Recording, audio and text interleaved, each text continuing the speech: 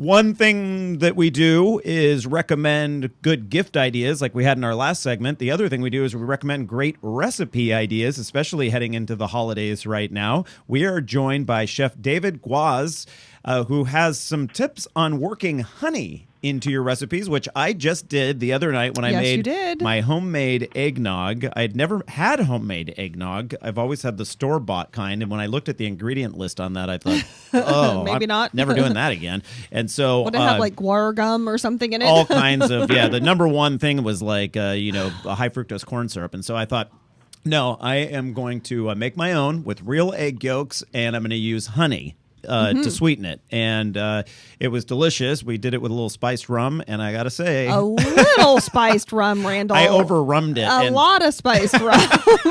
Okay. So at any rate, Chef David joins us now, and a good day to you, sir. Thank you. Thanks for having me on. You're located where? You're in Virginia? We are. We're just a mile outside the nation's capital, across the Great Potomac in Arlington, Virginia. Oh, Arlington. Yeah, beautiful, beautiful spot. So you are with the National Honey Foundation, is that correct? Yeah, well, I'm the spokesperson, the chef for the National Honey Board. Yep. Board. Okay, yes. And so you are here to explain why honey is a great addition to the holidays, and I couldn't agree more. I just bought a $10 jar of honey at the farmer's market. We have a good Saturday morning market here in some local stuff. San Luis Obispo, yeah. And every honey has a slightly different taste. I love when they have the people with the little tasters. You can try the lavender honey, the whatever it might be. Eucalyptus. Yeah.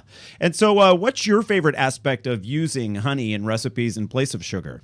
You touched on the head there when you talked about the eggnog. It's a natural sweetener. Obviously, it brings the flavor at which it has into different recipes and formulas. And getting them at the farmer's market is easy. But they're now pretty much major grocery stores carry their own lines of local as well. So it's not just your farmer's market these days that carry these great varietals. Right. And a lot of times you can find the local ones, which is fantastic, which means there's obviously some more press and exposure around honey, and grocery stores are stepping up to have local aisles for that. So accessibility is great now, and the resources is very easy to grab. Now, for me in the baking world, it really acts as a natural preservative. So, if I put a couple tablespoons in my normal muffin batter, say my banana muffin batter or banana nut bread, it's gonna give you an extra couple days after that's baked. So acting as a natural preservative. Really? Yeah. There's some rules to baking with honey. It is going to bring a little bit darker of a browning to the baking process on baked goods. So there's some tools and tricks that you can go onto the honey website, honey.com, and find out sort of how to adjust your temperature, maybe by 15, 25 degrees here and there, almost like you're interchanging sort of the convection versus the convention oven temperatures. But nonetheless, not a very difficult formula to sort of change. I also like it in salad dressings and sauces. It's got a great mouthfeel. We all know what honey tastes like just right out of the jar. It's got great viscosity. It just sort of coats your tongue. Well, it's doing the same thing when you incorporate it into a dressing or a glaze.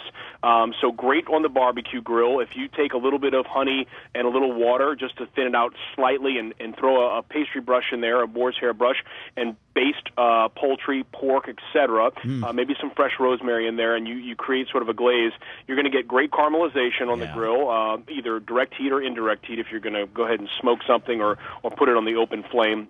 Like anything, though, it is sugar in the sense it's sweetener, so it can scorch. But if you add it properly and sort of watch it and continue to baste it, it can bring some unbelievable flavor and color to finished proteins. Patty's face sure lit up when you mentioned grilling. I know, I was like, that sounds one.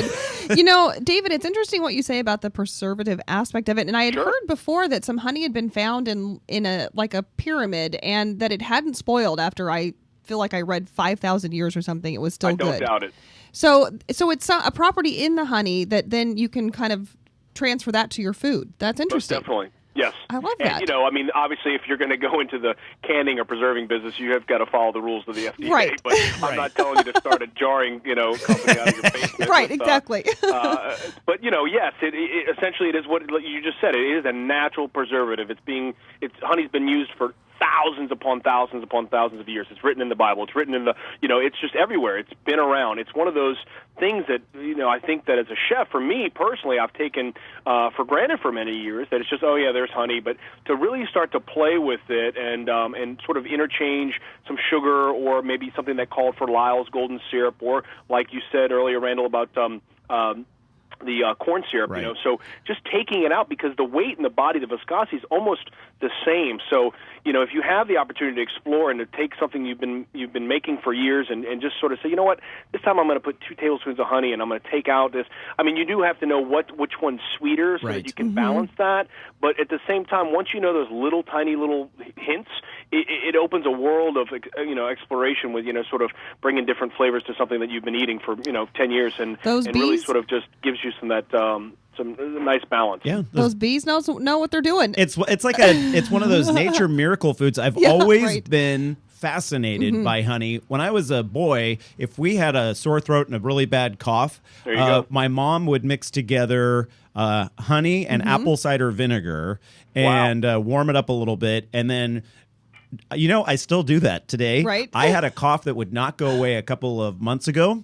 I did that, and boom, it was gone. Mom's home remedy. So I don't know what the properties are. Maybe with burns and cuts, and they say, you know, it does a lot of wonderful things. And it's, you know, again, how can you go wrong with a natural product? It's, you know, that's why you see it popped up in the cosmetic world, and you see it in lip balms and everything else, and soaps, and, you know, it is. It's just a beautiful thing that's been around us. And also the textures, the availability of different forms of honey. So, you know, from the raw, from the pasteurized to the strained to the creamed to the, you know, the one with comb, you know, so it's just, I don't know, I think it's a great educational piece, too, for youngins to bring them in and let them sort of taste the different textures and the flavor profiles. And obviously I have my favorites. I'm a huge sourwood guy, and I adore sourwood honey, and there's a few others that I'm a big fan of. But, you know, there's essentially anything that flowers that the bees can eat from, or essentially can be extracted honey. So Chef David Guaz with Bayou Bakery there in Arlington, Virginia.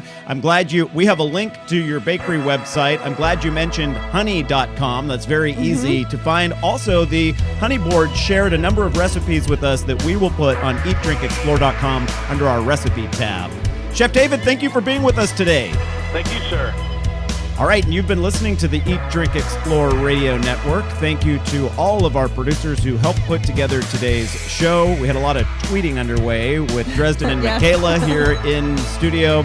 And welcome to my in-laws who were in studio as well. Have a great day. You've been listening to the Eat, Drink, Explore radio program. If you missed any of our segments today, look for them online or through our free Apple and Android apps. Catch you back right here next week.